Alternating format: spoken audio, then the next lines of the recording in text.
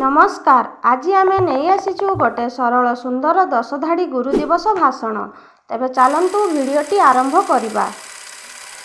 सम्माननीय सभापति महोदय, पूज्य गुरुजी और गुरुमा वृंद एवं एठारे उपस्थित मोर छोट बड़ भाई भौणी और मोर सहपाठी गण, आजिर एही पवित्र गुरु दिवस रे मते किछि कहिबार सुजोग मिलिथिबारु मु निजकु धन्य मन करुछि।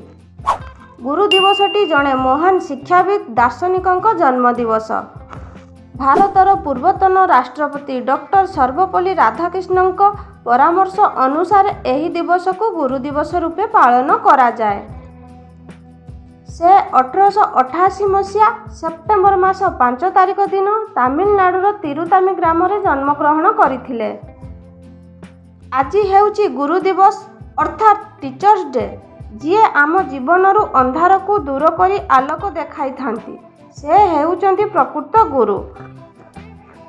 साधारणतः आम पितामाता हेउचंती आमर प्रथम गुरु, किंतु पितामातांको परे आम जीवन रे आसी थांती शिक्षक बा गुरु।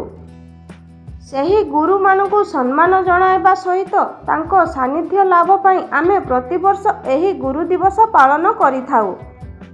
डॉक्टर सर्वपल्ली राधाकृष्ण भारत रे जड़े ख्यातनाम दार्शनिक और आदर्श शिक्षक थिले।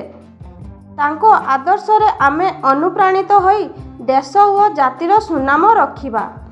मु एतिकी कही मोर वक्तव्य शेष करुछि। जय हिंद। वीडियोटी भल लागिथिले चैनल टी को सब्सक्राइब करिया पई भूलिबे नाही।